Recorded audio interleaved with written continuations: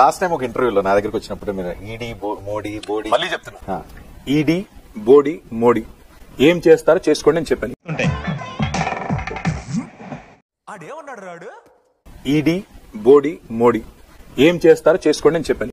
అరే తుప్పా చదవ, ఇప్పుడు కూడా చెప్తాను. అందుకే జైల్లో పెట్టారు.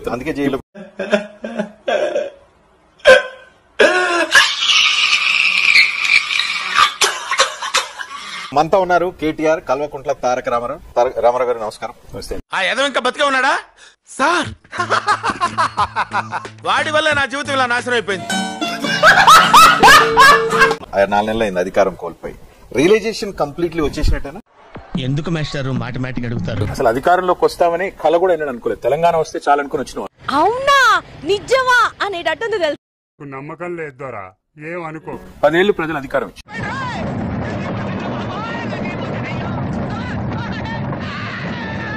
అధికారం అనేది మత్తు లాంటిది.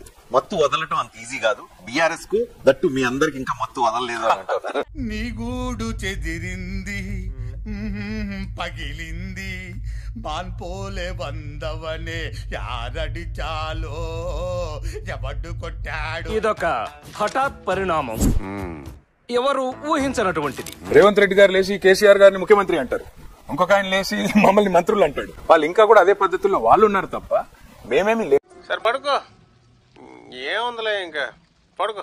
మాకు చాలా స్పష్టంగా ఒక విషయం మాత్రం అర్థమైంది. ప్రజా సంబంధాల విషయంలో, ఇతరత్ర విషయంలో కొంత డెఫినెట్ గా అసంతృప్తి ఉండిన మాట వాస్తవం. మీ బతుకులు చెడా, బతుకులా. రెండోది 14 సీట్లలో రజనీ గారు మా ఓటమి చాలా స్వల్పమైన తేడా. నన్ను మాట గుడిపేశారు, మిమ్మల్ని కూడా మాట గుడిపించేస్తారు. స్వల్ప తేడాతో ఓటమి పాలేం. దానివల్ల బాధ ఎవరు చూడలేదు కదా, కోళ్ల పందాలు చూసినట్టు చూస్తున్నారు బాబా. స్వల్ప తేడాతో ఓటమి పాలేం. దానివల్ల బాధ ఏం లేదు. కానీ ఎక్కడ మిస్టేక్ జరిగింది తెలిసిన వెంటనే ఫస్ట్ నీకే చెప్తాను సరే.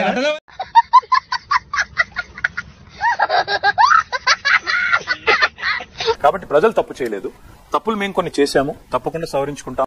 మీ బతుకులు చెడా, బతుకులా. వలసలు వెళ్ళిపోవటాన్ని ఆపలేనిపోవటం అనేది లీడర్షిప్ ఫెయిల్యూర్ కాదా? అంటే అది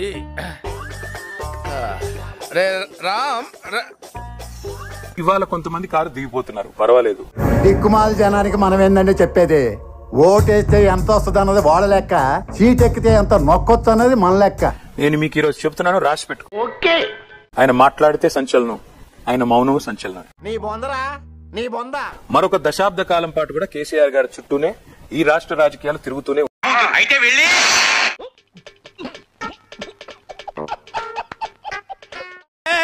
ఏం మాట్లాడతావు నువ్వు? ఏం మాట్లాడతావు నువ్వు? Respect and take respect. ఇంతమంది వెళ్ళిపోయినాక కూడా ఇంకా మీ కాన్ఫిడెన్స్ ఏమనుకోవాలి? ఓవర్ కాన్ఫిడెన్స్ అనుకోవాలా, కాన్ఫిడెన్స్? నీకు తెలియదా బాబు, 98% ఖాళీ చేస్తాను, నీకు తెలియదు పోతుంది.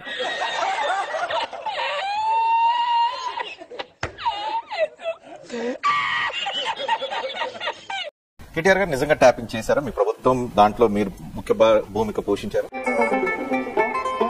Good question. మీరు లై డిటెక్టర్ పరీక్ష ఓపెన్ గా లైవ్ టీవీలో పెట్టారు. మిషన్ నడుస్తుంది ఇక్కడ. నాకు ఎలాంటి సంబంధం ఫోన్ టాపింగ్ తో లేదు అని నేను అడిగిన ముత్యంలాగా బయటకు వస్తాను. మిమ్మల్ని ఎక్కడో చూసినట్టుందండి. నువ్వు ఒక్కడే అనుకున్నాను, మీ ఫ్యామిలీ మొత్తం ఇదే టైప్ ఏంట్రా? ఆ చూపేంట్రా, అడు చూడు. నేను చెప్పిన దాంతో మీరు ఏకీభవిస్తారా? నేను ఇంకా కన్విన్స్ కాదు. ఎందుకు? ఇప్పుడు మీరు మిమ్మల్ని లై డిటెక్టర్ టెస్ట్ చేయాలంటే వాళ్ళిద్దరిని రమ్మండి, ఇది క్లియర్ అయిపోతుంది. నవ్వు ఆపుకుంటున్నావు కదరా. ఒకటే డిమాండ్ చేసేది రేవంత్ రెడ్డిని ఈ విషయంలో, నీకు సత్తా ఉంటే, నీ ప్రభుత్వానికి దమ్ముంటే, ఏవైతే నువ్వు ఆరోపణలు లీకుల రూపంలో ఇస్తున్నావో లీకు వీరుడుగా నిరూపించు. వాడు అడగకుండా మీరు ఎందుకండి సలహా ఇవ్వడం? అడగకుండా ఇచ్చేదాన్నే సలహా అంటారు, కెలుక్కుంటే వచ్చేదాన్నే వాసన అంటారు. ఉప్పు లేకుండా పొగరాదని అంటారు. ఈ ప్రపంచంలో ఆధారం లేకుండా ముఖ్యమంత్రి మంత్రులు మాట్లాడతారు. ఏమో సార్ నాకు కనపడదు.